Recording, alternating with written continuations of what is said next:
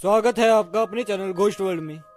मेरे गांव जाने के बाद नीलेश के साथ क्या हुआ, ये जानने के लिए आपको इस वीडियो को पूरा देखना होगा। वैसे नीलेश यहाँ तक कैसे पहुँचा, नीलेश की कहानी शुरू कहाँ से हुई, अगर आपको ये जानना है तो हॉस्टल का वो भूतिया कमरा के पार्ट 1 कहानी सुन ले। बढ़ते आज की कहानी की तरफ। एक हफ्ते बाद जब मैं वापस कॉलेज आया तो मैंने देखा नीलेश कॉलेज नहीं आया था।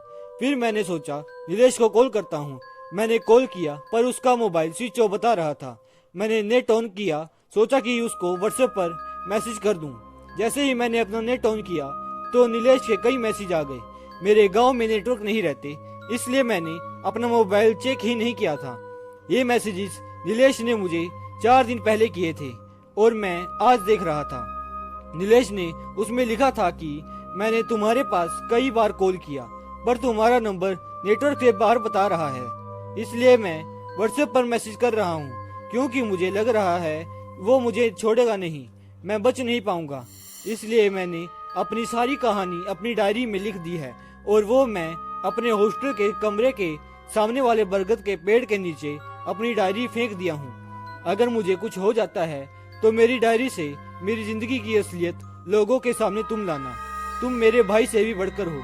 बस इतना ही मैसेज नीलेश ने मुझे भेजा था और उसी मैसेज के अनुसार मैं उसके हॉस्टल के कमरे के सामने वाले बरगद के पेड़ के पास पहुंचा जहां मुझे एक डायरी मिली। मैंने उस डायरी को खोला तो देखा ये नीलेश की ही डायरी है।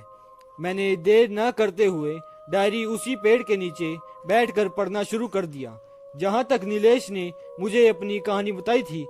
उसके आगे के पेज को मैंने पलटा। वहां नीलेश ने लिखा था, आज मैं वापस अपने हॉस्टल में रात में आया।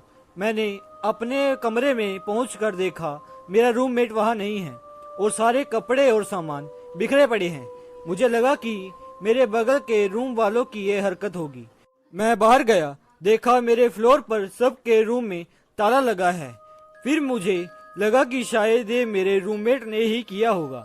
रूम की इस हालत के बारे में हॉस्टल के मैनेजर से बोलने गया और मैंने अपना रूम नंबर बताया। मैंने ये भी कहा मुझे शक है ये सब मेरे रूममेट ने किया है।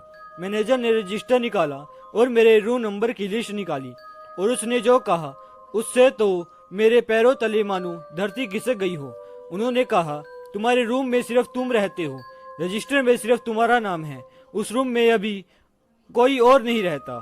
मैंने कहा नहीं, वहाँ एक लड़का मेरे साथ रहता है जिसका नाम राहुल था। तब मैनेजर ने थोड़ा सोचने के बाद बताया, राहुल नाम का लड़का आज से 1 साल पहले उसी रूम में रहता था जिसकी लाश एक दिन उसी कमरे में मिली। उसने चिट्ठी में लिखा था वो फेल होने की वजह से और पढ़ाई की डिप्रेशन की वजह से सुसाइड कर रहा है। इतना कहकर मैनेजर अपने घर की ओर निकल जाता है। मैं बहुत डर चुका था। मैंने सोचा अपना सामान पैक करके यहाँ से निकल जाता हूँ, कुछ दिन कहीं भी रह लूंगा पर यहाँ नहीं रहूंगा। मैं अपने रूम में पहुंचा और सामान पैक करने लगा। अचानक ही कमरे का दरवाजा बंद हो जाता है। मैं खोलने की कोशिश करता हूं पर वो नहीं खुलता। फिर मैंने जल्दी से अपना मोबाइल निकाला और तुम्हें फोन लगाया। जब फोन नहीं लगा तो मैंने तुम्हें व्हाट्सएप पर मैसेज कर दिया और तभी मेरे सामने राहुल की आत्मा आकर खड़ी हो गई। मेरे कमरे में एकदम अंधेरा हो गया और मैंने अपने आप को बाथरूम में बंद कर लिया। टॉर्च जलाकर डायरी में ये बाकी सारी बातें लिखकर खिड़की से पेड़ के नीचे फेंक दिया। इसके आगे डायरी में कुछ भी नहीं लिखा था।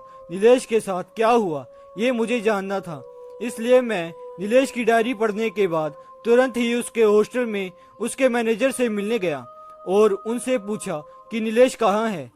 उन्होंने दुख से बोला 3 दिन पहले सुबह को उसके कमरे में उसकी लाश मिली, अब वो हमारे बीच नहीं रहा। मैंने पूछा कैसे हुआ ये सब, तो उन्होंने कहा किसी को नहीं पता, सभी को यही लग रहा है ये एक सुसाइड है।